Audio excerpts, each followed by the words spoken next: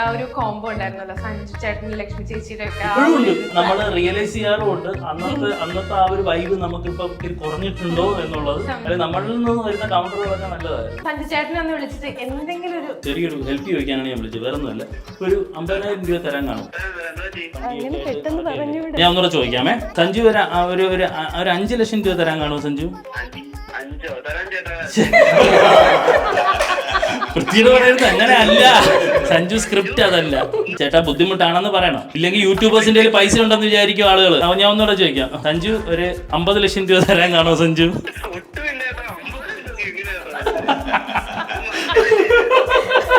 ഞങ്ങളെ ചുമ്മാ ചെറിയൊരു പ്രാങ്ക് സംഭവം. സഞ്ജുവും ഇഷ്ടപ്പെട്ട യൂട്യൂബർ ആരാ, അവരെ ഒന്ന് വിളിക്കാമെന്ന് വെച്ചാൽ ഞാൻ പിന്നെ രണ്ടും കൽപ്പിച്ച് സഞ്ജുവിനെ അങ്ങ് വിളിച്ചു. നമുക്ക് പിന്നെ വേറെ ഇല്ലല്ലോ. ലക്ഷ്മി ഉണ്ടോ, അടുത്തുണ്ടോ? ഞാൻ സൗണ്ട് കേട്ട് ഇനിയിപ്പോ തുറത്തിമതം റിലീസായോ? ഓക്കെ, കാണാം. മൂവി വേൾഡിന്റെ പ്രേക്ഷകരോടും പറഞ്ഞേക്കാം. തുടങ്ങുമ്പോ ഭയങ്കര വൈബായിരിക്കും, പിന്നെ ചീത്ത പറയില്ല. ഇങ്ങനെ ഒരു നോട്ടമുണ്ട്, ഇങ്ങനെ നോക്കും. നമ്മള് ഡയലോഗ് തെറ്റിങ്ങനെ ചേട്ടന്റെ ഫേസ് നോക്കും. ചേട്ടൻ സാമ്പത്തികമായിട്ട് നമുക്ക് യാതൊരു മെച്ചമില്ല, പക്ഷെ നമുക്ക് സെലക്ട് ആയാലും നമ്മൾ പിന്മാറാൻ നിന്നാലും പുള്ളി അത് സമ്മതിക്കത്തില്ല. അപ്പോൾ ഫസ്റ്റ് ഒരു സിനിമയ്ക്ക് പോയാലും എൻ്റെ അതിന്റെ ഫുൾ പേയ്മെന്റ് പുള്ളിയാണ് എനിക്ക് തന്നെ വീട്ടിലെ കാര്യങ്ങൾ കഴിഞ്ഞു പോകാനുള്ളത്. ഇത് നികരേട്ടൻ പറഞ്ഞ് പഠിപ്പിച്ചൊന്നുമല്ല.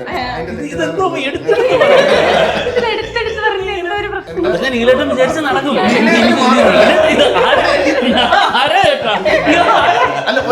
നമ്മള് ആദ്യത്തെ ടിക്ടോക്ക് വീഡിയോസ് ഉണ്ട്, അത് ഞങ്ങൾ ഒരുമിച്ച് ചെയ്യുന്നതിന് മുന്നേ ഞാൻ ഒറ്റയ്ക്ക് ചെയ്ത കുറെ വീഡിയോസ് ഉണ്ട്. അതൊന്നും ആരും ബുദ്ധിമുട്ടരുത്, ഭഗവാനെ മാത്രമാണ് എനിക്ക്. എൻ്റെ അച്ഛൻ ക്യാൻസർ ആയിട്ട് ഹോസ്പിറ്റലായിരുന്നപ്പോൾ പോലും അച്ഛനെ വെച്ച് ഞാൻ വീഡിയോ ചെയ്തിട്ടുണ്ട്. നമ്മളത്ര 100% കൊടുത്തുകൊണ്ടല്ല നമ്മൾ വീഡിയോസ് ചെയ്യുന്നത്. ആ ബെഡിൽ പോലും കിടന്നുകൊണ്ട് അച്ഛൻ അത്ര വീട്ടായിട്ട് പോലും ചെയ്ത വീഡിയോസ് നമ്മുടെ കയ്യിലുണ്ട്. അച്ഛൻ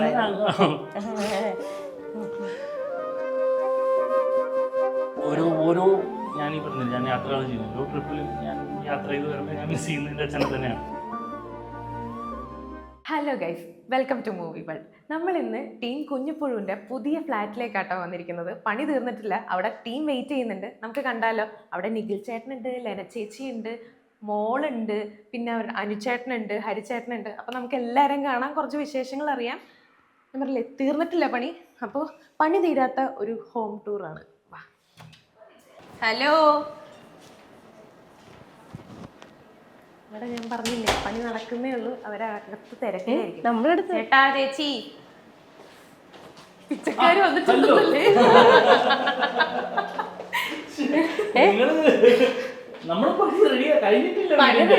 കഴിഞ്ഞിട്ടില്ലെന്നറിയാം, അവിടെ കാറ് കണ്ടപ്പോ ഇങ്ങനെ കയറി വന്നു. ഓക്കെ, പിന്നെ എന്തൊക്കെയുണ്ട് വിശേഷം? പുതിയ വീടിന്റെ പുതിയ വീടിന്റെ എല്ലാവരും പുതിയ പണിയൊക്കെ കഴിഞ്ഞ് സെറ്റായി കിടക്കുന്ന വീട് കാണിക്കുന്നു. നമ്മള് സെറ്റ് ആവാൻ പോകുന്ന വീട് കാണിക്കുന്നു. ഞാൻ പറഞ്ഞിട്ട് വരുമായിരുന്നു, പണി തീരാത്ത ഹോം ടൂർ ആണ്, വെറൈറ്റി ആണ്. അപ്പൊ അത് കഴിഞ്ഞ് കഴിഞ്ഞാൽ നിങ്ങൾക്ക് പണി തീർന്ന വീട് കാണിക്കാലോ. പിന്നെ ബുദ്ധിമുട്ടിപ്പിക്കുന്നില്ലല്ലോ, സർപ്രൈസ് ആയിരുന്നു. അതെ അതെ അതെ, വീട് കാണിക്കാൻ വീട് കാണിച്ചു. ഞാൻ അവിടുന്ന് ആദ്യമേ വിളിച്ചു, ചേട്ടാ പണി തീരുമോ, എന്തായി അവസ്ഥ? എന്നോട് പറഞ്ഞു പണി തീർന്നിട്ട്. അപ്പൊ ഞാൻ പറഞ്ഞു ഓക്കെ കുഴപ്പമില്ല, ഇങ്ങനെയെങ്കിൽ ഇങ്ങനെ മതി, വന്ന് കണ്ട് സംസാരിച്ചിട്ട് പോയാൽ മതി എന്ന് പറഞ്ഞിട്ടാണ് ഞങ്ങൾ തള്ളി കയറി ഇങ്ങോട്ട് വന്നത്. അപ്പൊ എന്താ പറയുക, വിഷു ഒക്കെ കഴിഞ്ഞ് കഴിഞ്ഞിട്ട് ഇങ്ങോട്ടേക്ക് മാറാനായിരുന്നു പ്ലാൻ. അതെ, നമുക്ക് ഇപ്പൊ 10ാമത് ദിനം വരുന്നുണ്ട്. ഇപ്പൊ ഏകദേശം അന്നത്തേക്ക് നമ്മൾ ഷിഫ്റ്റ് ചെയ്യാനുള്ള ഒരു ഉദ്ദേശത്തിലാണ് ഞങ്ങൾ നിൽക്കുന്നത്. പണിയൊക്കെ നടക്കുന്ന മൊത്തത്തിലൊരു ബഹളമാണ് ഇവിടെ. അപ്പം നമുക്ക് നിങ്ങൾ വിചാരിക്കുന്ന ഒരു പ്രോപ്പർ ഇന്റർവ്യൂ ആയിട്ട് നമുക്ക് പാടാം അല്ലേ? നല്ല അടിപൊളി ടൈമിലാണ്, കിടക്കാറാവുന്ന ടൈമിലാണ് എടുക്കാൻ വന്നിരിക്കുന്നത്. അപ്പൊ പിന്നെ സമയം ഉണ്ടാവില്ല. സീക്കുട്ടിക്കൊക്കെ ആണെങ്കിൽ ഉറക്കം വരുന്നുണ്ട് അല്ലേ? സീക്കുട്ടി വരുന്നുണ്ടോ? മാമാരൊക്കെ ഉണ്ട്, അവരെല്ലാരും ഉണ്ട്. അതെ, ഞങ്ങള് മാത്രം ഇച്ചിരി ഒന്ന് ഞാനും ഫുള്ളുണ്ട് ഇവിടെ. നിങ്ങളുടെ വീഡിയോസ് ഒക്കെ നിങ്ങൾ എങ്ങനെയാ കൊണ്ടുപോകണം? ഇതിന്റെ ഇടയ്ക്ക് പറ്റുന്നുണ്ടോ? അല്ല, നമ്മളെ വീഡിയോസ് എങ്ങനെയാണോ കൊണ്ടുപോകണം അതുപോലെ തന്നെ നമ്മളെ വീട് പണിയും കൊണ്ടുപോയിക്കൊണ്ടിരിക്കുന്ന കാര്യം. അവരെ കൊണ്ട് തന്നെ നമ്മൾ പണിയെടുപ്പിച്ചോണ്ടിരിക്കുന്നത്. ഇതിന്റെ ഇടയിൽ ഞാൻ വിളിച്ചപ്പോണ്ടല്ലോ, ഞാൻ ഡൽഹിയിലാണ്. എന്റെ ജോലിയുടെ ആവശ്യത്തിന് എനിക്ക് ജോലിയും ഉണ്ടെന്ന്. പണ്ടത്തെ പോലെയല്ല, അതെ, വീട്ടിൽ സാധനങ്ങൾക്കൊക്കെ നല്ല വിലയാണ്. യൂട്യൂബും ഫേസ്ബുക്കും ഒക്കെ പണ്ടത്തെ പോലെയല്ല.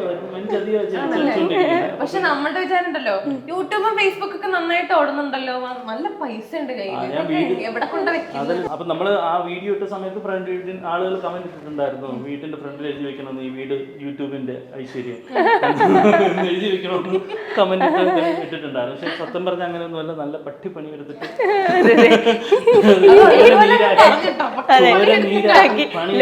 ലോണും എടുത്ത് അല്ലേ, അച്ഛന്റെ അമ്മയുടെ ഒക്കെ കടവും വാങ്ങി ഒക്കെ ആണ് ഇതൊക്കെ തിരിച്ചു പിടിക്കണം, വീഡിയോസ് ഒക്കെ ചെയ്തിട്ട്. അല്ലെങ്കിൽ ജോലി ചെയ്യണോ, തിരിച്ചു പിടിക്കാന്നുള്ള ഒരു യാതൊരു പ്രതീക്ഷയും ഞങ്ങൾക്കില്ല. പക്ഷേ ജോലി ചെയ്തിട്ട് മേടിക്കാന്ന് തിരിച്ചു പിടിക്കാന്നുള്ള ഒരു പ്രതീക്ഷയിലാണ് പോയിക്കൊണ്ടിരിക്കുന്നത്. നിങ്ങളുടെ ആ ഒരു ടീം നല്ല അടിപൊളി ടീമാണ്. കുഞ്ഞിപ്പുഴു എന്ന് പറഞ്ഞിട്ടുള്ള ശരിക്കും കുഞ്ഞിപ്പുഴു ഇവിടെ ഉണ്ട് കേട്ടോ. കുഞ്ഞിപ്പുഴ ഇവിടെ ഉണ്ട്, പക്ഷെ പണിക്കാരായിട്ടുള്ള കുഞ്ഞിപ്പുഴുക്കളെല്ലാം അവിടെ ഉണ്ട്. അവരവിടെ എനിക്ക് തോന്നുന്നു പണിയൊക്കെ കറക്റ്റ് ആണോ എന്നൊക്കെ നോക്കിക്കൊണ്ടിരിക്കും. സഹായം അല്ല, അവര് ചെയ്യുന്ന പണി കറക്റ്റ് ആണ്, അവര് തന്നെയാണ് പണിയും ചെയ്യുന്നത്. കൂലില്ലെന്ന് രാത്രിയാകുമ്പോ പൊറോട്ടയും ബീഫും അനു രണ്ടുപേരും കൂടി ഉണ്ട് ഇവരുടെ ടീമില്. ഇനിയിപ്പോ അഭിനയിച്ചോണ്ടൊക്കെ വരും കേട്ടോ, ഇങ്ങനെ വിയർത്ത് കുളിച്ച്. അയക്ക് നേരത്തെ കൊടുത്തിട്ടുണ്ടായിരുന്നു, ആർക്കും സംശയമൊന്നുമില്ലല്ലോ അല്ലേ? എങ്ങനെയുണ്ട് വീഡിയോസ് ഒക്കെ? വീഡിയോസ് ഇപ്പൊ റീച്ച് കുറച്ച് കുറവായതുകൊണ്ട് നമ്മളെ കൊണ്ട് പണി ചെയ്യിപ്പിക്കും. അതുകൊണ്ട് ഇവിടുത്തെ കുറവല്ല, സംഭവം വേറെ ഒന്നുമല്ല, രണ്ടുപേരും സിനിമയിലായി, അവര് സമയമില്ല, തിരക്കായി, സിനിമയായി, തിരക്കായി, ലക്ഷങ്ങളായി, അങ്ങനെ ആ ഒരു വരാൻ സമയമില്ല, തിരക്കാണ്. ഈ വരുന്ന പൊറോട്ട ബീഫിനും ഒന്നും കിട്ടുന്നില്ല. അപ്പൊ അതുകൊണ്ട് അല്ലാതെ റീച്ച് എന്ന് പറയുമ്പോൾ തിരക്കേറ്റില്ല, നമ്മൾ രണ്ടുപേരുടെ കഷ്ടപ്പെട്ടാണെങ്കിലും നമ്മൾ ഒപ്പിച്ച് പോകുന്നുണ്ട്. അവര് കിട്ടാറില്ല. സിനിമാക്കാരായി അനുവിന്റെ രണ്ട് പടം റിലീസായി. ഖുഷ്ബു എന്ന് പറഞ്ഞൊരു പുതിയൊരു പടം വരുന്നുണ്ട്. അവര് പറയാൻ അനുവദിക്കൂ. അല്ല, പണ്ടൊക്കെ ഞാൻ സംസാരിക്കും, ചേട്ടൻ സംസാരിക്കും, ഇപ്പോഴാണെന്നുണ്ടെങ്കിൽ ചേട്ടൻ എന്നുള്ള ഇന്നുകൂടെ പറഞ്ഞില്ലടാ, ഇന്ന് പറഞ്ഞില്ലടാ അല്ലേ? ഞാൻ എന്റെ ഒരു വിഗ്രഹം ഉണ്ടായിരുന്നു മനസ്സിൽ, അതൊക്കെ ഞാൻ എറിഞ്ഞു എന്തുപോലും പറഞ്ഞതാണ്. ബാക്കി പറഞ്ഞു, നമ്മളൊന്നും പറയുന്നില്ലേ. ഇപ്പം ഗോളം കഴിഞ്ഞതിന് ശേഷം ഖുഷ്ബു എന്നുള്ള ഒരു മൂവി ചെയ്തായിരുന്നു.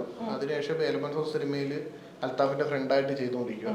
പിന്നെ നമ്മളെ മാത്യുവിന്റെ കൂടെയും ജഗദീഷ് ചേട്ടൻ്റെ കൂടെയും ചെയ്ത് കഴിഞ്ഞായിരുന്നു. ഇനി ഉടനെ അടുത്ത മാസമൊക്കെ ആകുമ്പോൾ ഇറങ്ങും തോന്നുന്നു. ഈ അവസരം പറഞ്ഞ രണ്ട് പടങ്ങൾക്കും പേരായിട്ടില്ല, അതുകൊണ്ടാണ് അങ്ങനെ പറഞ്ഞത്. പ്രൊഡക്ഷന്റെ പേര് അങ്ങനെ കൈവരെ സിനിമകളായിട്ട് പോയിക്കൊണ്ടിരുന്ന സമയത്ത് നിങ്ങളുടെ വീഡിയോ ചെയ്യാൻ വരുന്നില്ലെന്നാണ് ഇവരുടെ പരാതി. നമ്മൾ സമയങ്ങളിൽ നമ്മൾ ഇവിടെ വന്ന എല്ലാ പണികളും നമ്മൾ ചെയ്യാറുണ്ട്. അത് ആരും അറിയുന്നില്ല. പണി ചെയ്യാൻ വരുന്നുണ്ടോ എന്നല്ല ചോദിച്ചു, വീഡിയോ എടുക്കാൻ പിന്നെ ഞാനിവിടെ നിന്ന് അടി ഉണ്ടാക്കിട്ട് അത് ഇങ്ങനെ പണ്ടത്തെ മുന്നുള്ള ഇന്റർവ്യൂസ് ഒക്കെ എടുത്ത് നോക്കിയാൽ അറിയാം, കുറച്ചുകൂടെ ഒരു ബഹുമാനത്തിലൊക്കെ ആയിരുന്നു ചേട്ടാ ചേച്ചി. വേറൊന്നുമല്ല, നമ്മള് പുറത്തൊക്കെ ഇറങ്ങി കുറെ വർക്ക് ആക്കിയപ്പോ നമുക്ക് മനസ്സിലായി നമ്മൾ ഏത് രീതിയിലാണ് ഹാൻഡിൽ ചെയ്യണത്. നമ്മളെ വട്ടിത്താക്കി വെച്ചിട്ട് എന്താ ഒന്നും മിണ്ടാതെ വെക്കണേ. ഇനി പുള്ളി ഇറങ്ങാനുണ്ട്, മനസ്സിലാക്കാനുണ്ട്, അതുകൊണ്ടാണ് മിണ്ടാതിരിക്കുന്നത്. അല്ല ഹരിയുടെ കേസ് അങ്ങനെയല്ല. ഹരി അല്ല, അനു ഞാൻ ഹരിയുടെ ഒരു ഇൻട്രൊഡക്ഷൻ കൊടുത്തിട്ടെ. കാര്യം അനുവിന്റെ കാര്യത്തിൽ എനിക്ക് എന്തായാലും ഒരു പ്രതീക്ഷയില്ല. അനു കൈവിട്ട് പോയി കഴിഞ്ഞു. ഹരി എൻ്റെ പണ്ട് തൊട്ടേ ഉള്ള സുഹൃത്താണ്. ഞങ്ങൾക്കൊരു 2005 മുതൽ ഞാൻ ഹരി ഒരുമിച്ച് ജോലി തുടങ്ങി അങ്ങനെ പൊയ്ക്കൊണ്ടിരിക്കുമായിരുന്നു. എന്നിട്ട് കുറച്ച് നാൾ കഴിഞ്ഞ് ഹരി വേറൊരു വഴിക്ക് പോയി, ഞാൻ വേറൊരു വഴിക്ക് പോയി. അവസാനം എന്തായാലും ഞാൻ ബിസിനസ് തുടങ്ങിയ സമയത്ത് ഹരി ആ ബിസിനസ് കൂട്ടി കേട്ടോ. അപ്പൊ ആ സമയത്ത് ഹരി കാര്യങ്ങളൊക്കെ നോക്കാനും നടത്താനും വേണ്ടി കൂടിയാണ്. ആ ബിസിനസ് കൂട്ടിയ സമയത്ത് പിന്നെ ഹരി ഇപ്പൊ ഈ വീഡിയോയിലോട്ട് കയറ്റി. അപ്പോഴാണ് ഞങ്ങൾ അറിയുന്നത് ഹരിയുടെ ഉള്ളിലൊരു പിന്നെ ഇപ്പൊ ഫിലിം സ്റ്റാർ ആണ്. പടങ്ങൾ ഇപ്പൊ ഇനി ഒരു പടം ഏതാണ്? അപൂർവം.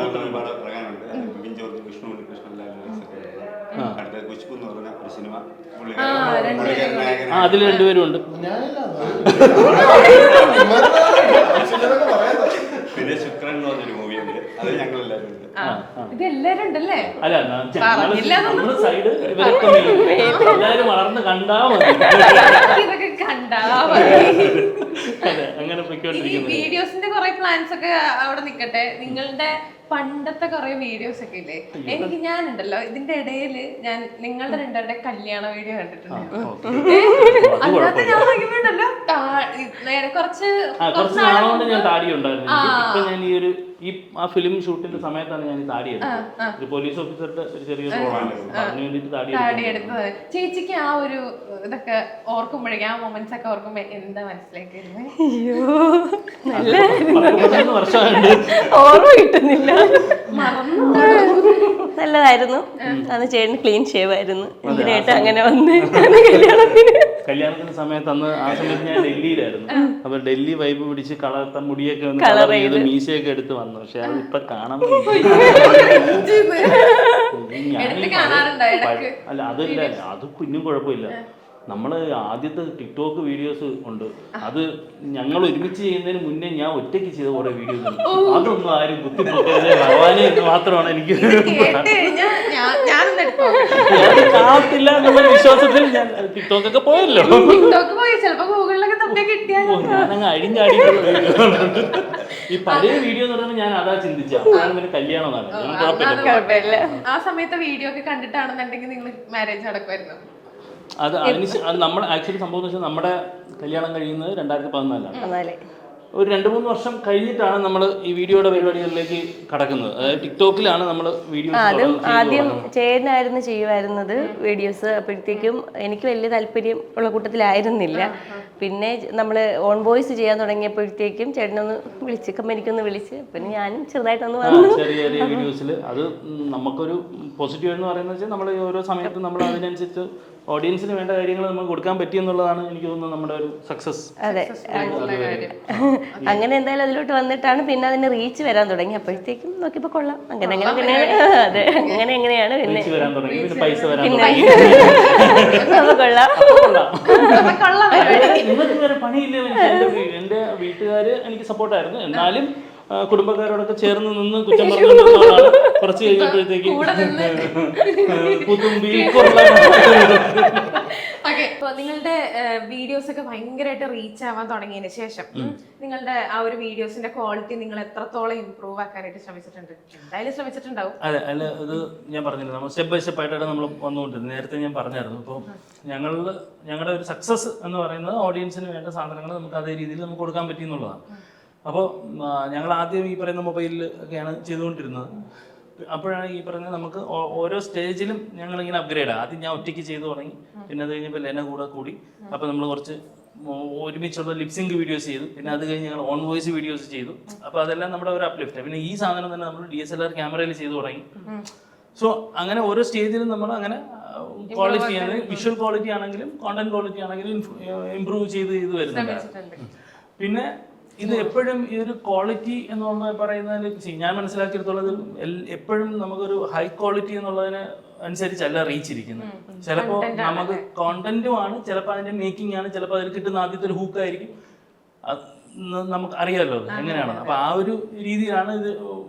അത് എങ്ങനെ കൊടുക്കാൻ പറ്റും, വെറൈറ്റി ആയിട്ട് എങ്ങനെ കൊടുക്കാൻ പറ്റും എന്നുള്ള രീതി. ഇപ്പൊ നമ്മൾ ആത്മാർത്ഥമായിട്ട് നമുക്കൊരു ഈ വീഡിയോ നമുക്ക് റീച്ച് ആക്കണം എന്നും പറഞ്ഞ് നമ്മൾ വീഡിയോ ചെയ്യുവാണെന്നുണ്ടെങ്കിൽ നമുക്കത് റീച്ച് ആക്കാൻ പറ്റും. അതൊരു ഇത്രയും നാൾ നമ്മൾ ചെയ്ത് വരുന്നുണ്ടല്ലോ. അപ്പൊ അതിനുള്ള സാധനങ്ങൾ നമ്മൾ ആദ്യമായിട്ട് കൊടുക്കും. ഈ പറയുന്ന ഹൂക്ക്, ഈ പറയുന്ന ക്വാളിറ്റി, ആ ഒരു ഇപ്പം പ്രൊമോഷൻസ് ഞങ്ങൾ ചെയ്യാറുണ്ട്, ബ്രാൻഡ് പ്രൊമോഷൻസ് ചെയ്യാറുണ്ട്. അപ്പൊ ആ ചെയ്യുന്ന പ്രൊമോഷൻസ് ആണെന്നുണ്ടെങ്കിൽ അത് എങ്ങനെ നമുക്ക് അത് ആദ്യം ഒന്ന് ആളുകൾക്ക് ഹൂക്ക് ചെയ്യണം എന്നുള്ള ആ ഒരു സാധനം നമ്മൾ റിലീജിയസ് ആയിട്ട് തന്നെ നമ്മൾ നോക്കി ചെയ്യാറുണ്ട്. അപ്പൊ അത് കിട്ടാറുണ്ട് പലതും. നിങ്ങൾ എത്ര ഒരു വീക്ക് എടുത്തു കഴിഞ്ഞാൽ എത്ര ദിവസം നിങ്ങൾ ഷൂട്ട് ചെയ്യാനായിട്ട് അതിനകത്ത് എടുക്കാറുണ്ട്? ഇത് ഞങ്ങൾ പല പരിപാടികളിൽ ചെയ്യുന്നുണ്ട്. മൊത്തത്തിൽ നോക്കുകയാണെന്നുണ്ടെങ്കിൽ ഞാൻ പറഞ്ഞു, ഒന്ന് ഞാൻ വർക്ക് ചെയ്യുന്നുണ്ട്. ഞാൻ ഒരു US ഹോട്ടൽ കമ്പനിയിലാണ് വർക്ക് ചെയ്യുന്നത്. അതിന്റെ ഡെവലപ്മെന്റ്സ് ആണ്. ഞാൻ ഹോട്ടൽ മാനേജ്മെന്റ് ആണ് എൻ്റെ ബാക്ക്ഗ്രൗണ്ട്. ഞാനൊരു 10-20 വർഷമായിട്ട് ഇൻഡസ്ട്രിയിൽ വർക്ക് ചെയ്യുന്ന ഒരാളാണ്. അപ്പോൾ ഈ ഒരു ലാസ്റ്റ് 3 years ആയിട്ട് ഞാൻ ഹോട്ടൽ ഡെവലപ്മെന്റ്സിലോട്ട് മാറി. അത് കഴിഞ്ഞാൽ ഹോട്ടൽ ഓപ്പറേഷൻസ് ആയിരുന്നു. അതായത് ഈ ലക്ഷറി ഹോട്ടൽസ്. ഇപ്പം ഞങ്ങൾ നോക്കുകയാണെന്നുണ്ടെങ്കിൽ കൊച്ചിയിലൊക്കെ റമദാൻ എന്ന് പറയുന്ന ഒരു ബ്രാൻഡാണ്. ഇത് ഞങ്ങളുടെ ഒരു ബ്രാൻഡാണ്. അങ്ങനെ 10-25 ബ്രാൻഡ്സുള്ള വിന്തോ എന്ന് പറയുന്ന വലിയൊരു കമ്പനിയാണ് ഞാൻ വർക്ക് ചെയ്യുന്നത്.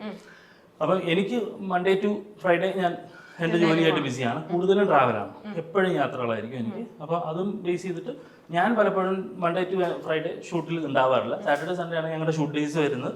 മൺഡേ ടു ഫ്രൈഡേ സെലക്ഷൻസ് എന്ന് പറഞ്ഞിട്ട് ഞാനായിട്ട് ഒരു ഓൺലൈൻ ബുട്ടീക്കിൻ്റെ പരിപാടിയുണ്ട്. പിന്നെ അങ്ങനെ കുറച്ച് അഫിലിയേറ്റഡ് മാർക്കറ്റിംഗ് അങ്ങനെയൊക്കെ കുറച്ച് പരിപാടികളൊക്കെ ഉള്ളതുകൊണ്ട് അവർക്ക് കഞ്ഞി ഓടിക്കാൻ വേണ്ടിയിട്ടുള്ളത് അങ്ങനെ വീഡിയോസ് ചെറിയ ചെറിയ വീഡിയോസ് ചെയ്യാറുണ്ട്. സാറ്റർഡേ സൺഡേ ഞങ്ങൾ മെയിനായിട്ട് നമ്മുടെ വീഡിയോസിന് വേണ്ടിയിട്ട് ഈ പറയുന്ന കോണ്ടന്റ് വീഡിയോ, ഷോർട്ട് വീഡിയോസ് ആവട്ടെ, അല്ലെന്നുണ്ടെങ്കിൽ സ്കെച്ച് വീഡിയോസ് ആവട്ടെ, അതിന് വേണ്ടിയിട്ട് പ്ലാൻ ചെയ്ത് ചെയ്യാറുണ്ട്. ചേട്ടാ പറയൂ, എന്താ പറയാ, നിങ്ങള് ആരാണ് ഏറ്റവും കൂടുതൽ ടേക്ക് എടുത്തിട്ട് വീഡിയോസ് ടേക്ക് എടുക്കുന്നത്? ഞാൻ സത്യസന്ധമായിട്ട് പറയാം, ഞാനും എന്റെ പെങ്ങളുമാണ്. പക്ഷെ വേറെ കാര്യമുണ്ട്, നമ്മൾ ഏറ്റവും കൂടുതൽ ടേക്ക് എടുത്താലും എഡിറ്റ് ചെയ്ത് വരുമ്പോ നമ്മളെ പെർഫെക്റ്റ് ആയിരിക്കും. പക്ഷെ പെട്ടെന്ന് നേരത്തെ ഞാൻ പറയില്ല, എനിക്കിപ്പോ ധൈര്യമായിട്ട് പറയാൻ പറ്റും. പിന്നെ ചേട്ടനാണെങ്കിൽ ഒറ്റ ടേക്കിലൊക്കെ റെഡിയാക്കും, പുള്ളിക്കാരനും ഒറ്റ ടേക്കിലൊക്കെ. ഒരു കാര്യമില്ല, അവസാനം വരുമ്പോഴത്തേക്ക് രണ്ടുപേരും സ്കോർ ചെയ്തോണ്ട്. പിന്നെ വേറെ കേസുണ്ട്, അത് തുറന്ന് പറഞ്ഞാലേ പറ്റുള്ളൂ. നിഖിലേട്ടനാണെങ്കിൽ എനിക്ക് ഒരു ആക്ടറിനെ കാട്ടി പുള്ളിക്കാരൻ ഡയറക്ടറിനെ പോലെ എനിക്ക് തോന്നി. ഇങ്ങനെ പറഞ്ഞു പറഞ്ഞാൽ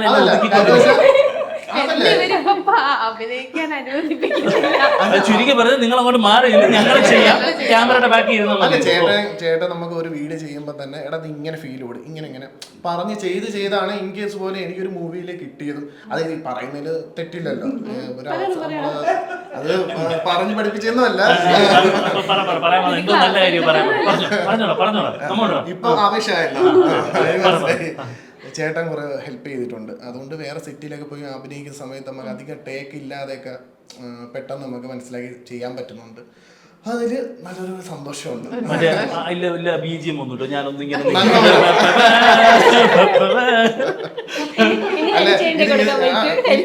ഒരു സെക്കൻഡ് കൂടെ, ഇത് നിഖിലേട്ടൻ പറഞ്ഞു പഠിപ്പിച്ചൊന്നും അല്ല.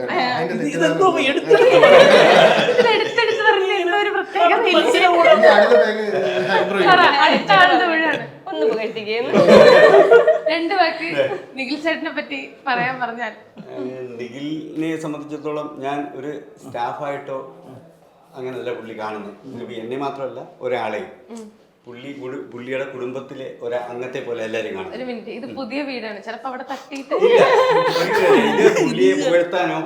ഇപ്പൊ ഈ വീഡിയോ കാണുന്ന പുള്ളിയുടെ ഇപ്പൊ ഞങ്ങൾക്കൊരു സ്ഥാപനം ഉണ്ടായിരുന്നു 2 വർഷമായിട്ട് ഉണ്ടായിരുന്നു.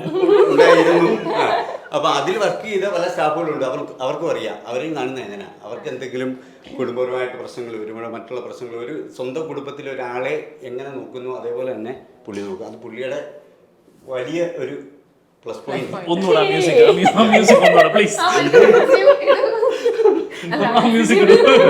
അല്ല, എന്നെ സംബന്ധിച്ചിടത്തോളം എനിക്കൊരു 3 സിനിമ ചെയ്തു. ഇപ്പൊ ഈ സിനിമയിൽ പോകുമ്പോൾ നമ്മൾ പുതുമുഖങ്ങളായിട്ട് സാമ്പത്തികമായിട്ട് നമുക്ക് യാതൊരു മെച്ചമില്ല. പക്ഷെ നമുക്ക് സെലക്ട് ആയാലും നമ്മൾ പിന്മാറാൻ നിന്നാലും പുള്ളി അത് സമ്മതിക്കത്തില്ല. ഇപ്പോൾ ഫസ്റ്റ് ഒരു സിനിമയ്ക്ക് പോയാലും അതിന്റെ ഫുൾ പേയ്മെന്റ് പുള്ളിയാണ് എനിക്ക് തന്നെ. എൻ്റെ വീട്ടിലെ കാര്യങ്ങൾ കഴിഞ്ഞു പോകാനുള്ള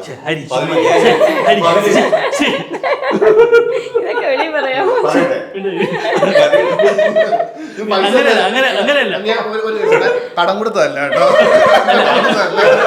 നീ പോണം, പോയി ചെയ്യണം, എനിക്ക് ഇട്ടുകൊണ്ട് പോകാനുള്ള ഡ്രസ്സ് കാര്യങ്ങൾ അത് മേടിക്കാനുള്ള പൈസ എല്ലാം പുള്ളിയത്. അങ്ങനെയല്ല, ഇങ്ങനെ ഇത് പറയണ്ട. ഹരി ചുമാരി ഇത് സംഭവം വേറൊന്നുമല്ല. അങ്ങനെയെങ്കിലും ഇവന്മാരൊക്കെ ഒന്ന് പോട്ടെ, എങ്ങനെയെങ്കിലും പോയി രക്ഷപ്പെടട്ടെ. ഇവര് രണ്ടുപേരും ഇനി വലിയൊരു ആക്ടറായിട്ട് വേണം എനിക്ക് സ്വന്തമായിട്ടൊരു സിനിമ എടുത്ത് എനിക്കും സിനിമ മനസ്സിലിരിപ്പ മനസ്സിലായി. പക്ഷെ ഒരു കേസ് പറയാൻ വെറുതെ പറഞ്ഞല്ല, പുള്ളി നമുക്ക് നല്ല സപ്പോർട്ടാണ്. എനിക്കാണെങ്കിൽ പോലും എന്താ ഗോളത്തില് സെലക്ട് ആവാൻ അവർ വിളിച്ച സമയത്ത് എനിക്ക് തോന്നുന്നു. അല്ല, ഗോളം മൂവിയില് എന്നെ സെലക്ട് ആയ സമയത്ത് തന്നെ ഞാൻ ആദ്യമേ പോവാതെയൊക്കെ ഇരുന്നു. ഒരു മൂവിയിൽ പോയിട്ട് നല്ല അനുഭവം ഉള്ളതുകൊണ്ട് ഞാൻ പോവാതിരുന്നു. അത് പറയുന്നത്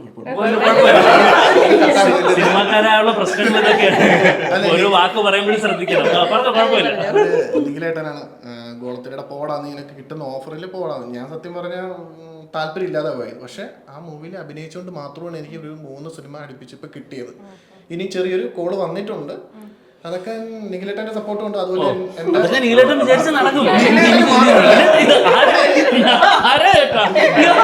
അല്ല, ഒരു സെക്കൻഡ്, അല്ല നിഖിലേട്ടൻ മാത്രമല്ല, എന്റെ ഒരു കൂട്ടുകാരൻ ബിബിൻദാസ് ഉണ്ട്. മനസ്സിലായില്ലേ? സംഭവം മനസ്സിലായല്ലോ. അപ്പോഴടിയാക്കാൻ എല്ലാരും പേരും പറയണോ അല്ലെങ്കിൽ എനിക്ക് വീട്ടിൽ കയറാൻ പറ്റില്ല. നിങ്ങള് എങ്ങനെയാ ഓരോ ഷൂട്ടൊക്കെ ചെയ്യുമ്പോഴേക്കും ഇതുപോലെ തന്നെ വൈബായിരിക്കും? അതെ. തുടങ്ങുമ്പോ ഭയങ്കര വൈബായിരിക്കും. പിന്നെ ടേക്കൊക്കെ ചീത്ത പറയില്ല. നീലിട്ട് ഒരു നോട്ടമുണ്ട്. എങ്ങനെയാ നോട്ടം കാണിച്ചു? ഇങ്ങനെ നോക്കും. നമ്മള് ഡയലോഗ് തെറ്റിങ്ങനെ ചേട്ടന്റെ ഫേസ് നോക്കും. ചേട്ടൻ ഇങ്ങനെ ഇതൊന്നും നടക്കില്ല. ഒറ്റ നോട്ടേ പറയത്തില്ല. പക്ഷെ പുള്ളി ആ നോട്ടത്തിലെല്ലാം ഉണ്ട്. നമ്മൾ മാക്സിമം ഒരു ദിവസം കൊണ്ടാണ്. ചേച്ചി തെറ്റിച്ചു കഴിഞ്ഞു കഴിഞ്ഞാൽ എങ്ങനെയായിരിക്കും? ഇവന്മാർ നോക്കത്തേ ഉള്ളു. എന്നെയാണെങ്കിൽ ചേച്ചിനെ വിളിച്ചോണ്ട് പോവുകയുള്ളൂ. ഇല്ല, അങ്ങനെ അങ്ങനെ നമ്മൾ മാക്സിമം ഒരുപാട് സമയത്തിന്റെ ഇഷ്യൂസ് ഉണ്ട്. ടു ബി ഓണസ്റ്റ്, ഈ ഒരു കഴിഞ്ഞ ഒരു 1.5-2 വർഷമായിട്ട് നമ്മൾ അത്രയും അങ്ങോട്ട് എന്താ പറയുന്നത്, ഒരു 100% കൊടുത്തുകൊണ്ടല്ല നമ്മൾ വീഡിയോസ് ചെയ്യുന്നത്. ടു ബി ഓണസ്റ്റ്, നമ്മൾ ഈ ഒരു കഴിഞ്ഞ 1.5-2 വർഷമായിട്ട് നോക്കുകയാണെന്നുണ്ടെങ്കിൽ നമ്മളത്ര 100% കൊടുത്തുകൊണ്ടല്ല നമ്മൾ വീഡിയോസ് ചെയ്യുന്നത്.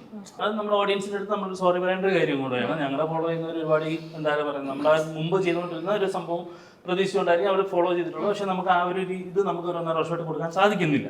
പക്ഷേ നമ്മൾ കൊടുക്കുന്നുണ്ടാവും. നമുക്കങ്ങനെ ഒരുപാട് പ്രശ്നങ്ങളായിരുന്നു ഈ ഒരു 1.5 വർഷമായിട്ട്. ഒന്ന്, എനിക്ക് എൻ്റെ അച്ഛനെ നഷ്ടമായി. അതൊരു അച്ഛൻ ഒരു 6 മാസത്തോളം ഹോസ്പിറ്റലൈസ്ഡ് കാര്യങ്ങളായി, ക്യാൻസർ ആയിരുന്നു, പല കാര്യങ്ങളും. അപ്പം അതും നമുക്ക് ചെയ്യാൻ പറ്റിയിട്ടില്ല.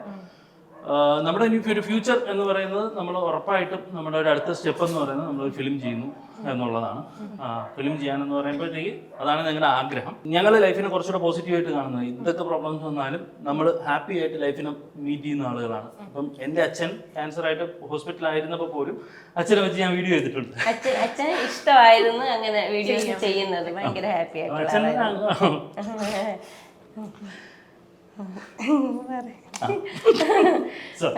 ഓക്കെ, അപ്പം അങ്ങനെ ഒരു സിറ്റുവേഷൻ ആണെങ്കിൽ പോലും നമ്മൾ അപ്പം അച്ഛനെ വെച്ച് പോലും അങ്ങനെ നമ്മൾ വീഡിയോസ് ചെയ്യുന്ന അച്ഛനും അത് ഇഷ്ടമാണ്.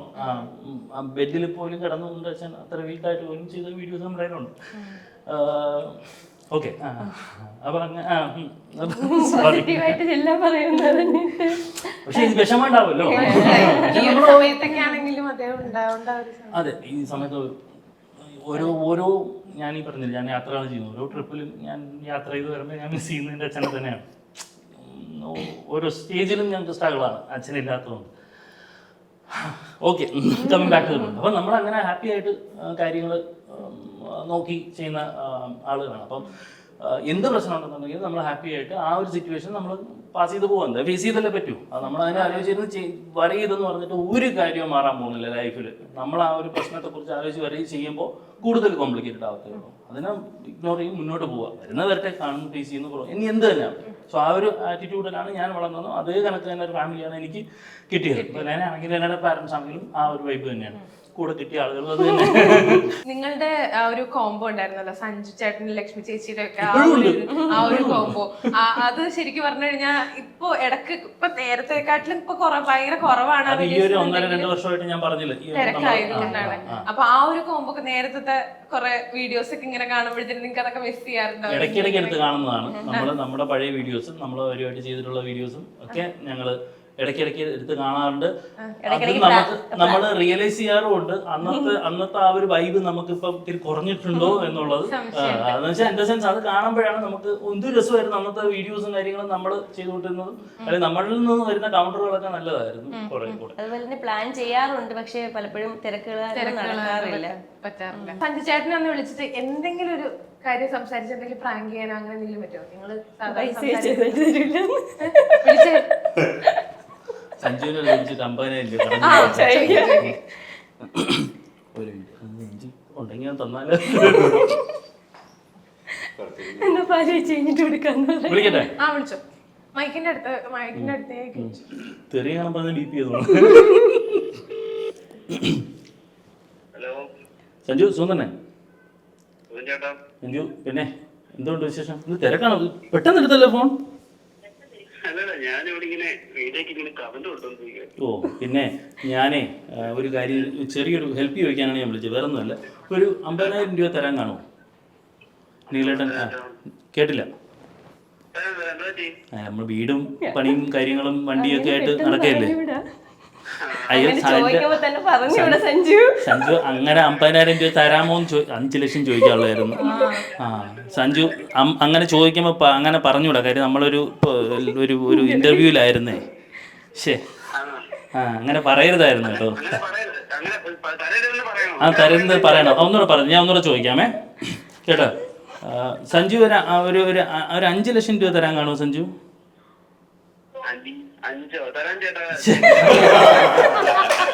വൃത്തിയോട് പറയരുത്, അങ്ങനെ അല്ല സഞ്ജു, സ്ക്രിപ്റ്റ് അതല്ല. കേട്ടില്ല എന്ത്? അയ്യോ ചേട്ടാ ബുദ്ധിമുട്ടാണെന്ന് പറയണം, ഇല്ലെങ്കിൽ യൂട്യൂബേഴ്സിന്റെ പൈസ ഉണ്ടെന്ന് വിചാരിക്കും ആളുകൾ, അവർക്കറിയത്തില്ല സത്യം. അപ്പോൾ ഞാൻ ഒന്നുകൂടെ ചോദിക്കാം, സഞ്ജു ഒരു 50 ലക്ഷം രൂപ തരാൻ കാണുമോ സഞ്ജു?